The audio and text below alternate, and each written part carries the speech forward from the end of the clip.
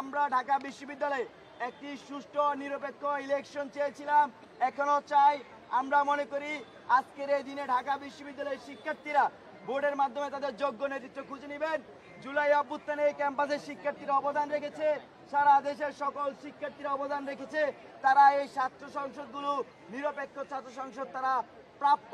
আমরা মনে করি যারা এভাবে ক্ষমতাকে কুক্ষিগত করার চেষ্টা করছে, যারা নির্দিষ্ট দলকে জিতানো এজেন্ডা বাস্তবায়ন করার চেষ্টা করছে, তাদেরকে ব্যালট বিপ্লবের মাধ্যমে শিক্ষার্থীরা রুখে দিবে। আমরা আরো প্রায় 10 দিন আগে থেকে আশঙ্কাটি জানিয়ে আসতেছিলাম। আমরা শুনতে পেয়েছি প্রতিটি হলে 300 করে ভোট কনভার্ট করবে নাকি। তাহলে 5600 ভোট যদি কনভার্ট করে তাহলে ওনাদের বিপি জিতে ফেলতে পারবে। তো আজকে এই ধরনের এজেন্ডা কতটুকু বাস্তবায়ন করতেছে এটা আপনাদেরকে খতিয়ে দেখার জন্য সকল সাংবাদিক বন্ধুদেরকে আহ্বান জানাচ্ছি। আর আমরা দেখেছি এই যেখানে বুথ ইলেকশন কেন্দ্র, যেটা নির্বাচন কেন্দ্র, সেখানে একটি নির্দিষ্ট দলের এজেন্ট সংখ্যা অনেক বেশি দেওয়া হয়েছে এবং সেটার জন্য শিক্ষার্থীরা আশঙ্কা প্রকাশ করছে। তো সবকিছু মিলিয়ে আমরা এখনো আশা রাখতে চাই এই ইলেকশনে যে ধরনের কলঙ্ক তৈরি হচ্ছে সেটা আপনারা খুঁজে বের করবেন এবং বের করে জাতির সামনে উপস্থাপন করবেন কারা ক্ষমতাকে চুরি করতে চায়। আমরা দেখেছি হাসিনা ক্ষমতাকে চুরি করতে গিয়েছিল, আমরা দেখেছি হাসিনা রাতের ভোট করেছে, আমরা দেখেছি হাসিনা ইলেকশনে ডাম ইলেকশন করতো।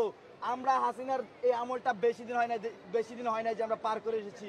নতুন করে যদি কেউ এরকম করতে চায় তাহলে ঢাকা বিশ্ববিদ্যালয় আবার অভ্যুত্থান হবে। এই ঢাকা বিশ্ববিদ্যালয় জুলাই মাসে সবার আগে অভ্যুত্থান হয়েছিল ছাত্রলীগের বিরুদ্ধে। তো নতুন করে ঢাকা বিশ্ববিদ্যালয় অভ্যুত্থান করতে খুব বেশি সময় লাগবে না। আর যদি জাতীয়ভাবে কেউ এই ধরনের সাথে জড়িত থাকে তাদের বিরুদ্ধে আমরা আজকে এখানে সংগ্রাম ঘোষণা করছি। আমরা আপনাদেরকে সাংবাদিক বন্ধুদেরকে আহ্বান করছি, আপনারা জিনিসটা আরো খতিয়ে দেখেন বিস্তর, কোথায় কোথায় ধরনের কারচুপির সাথে কে কে জড়িত বা এটা হচ্ছে কিনা আরো কতটুকু হচ্ছে।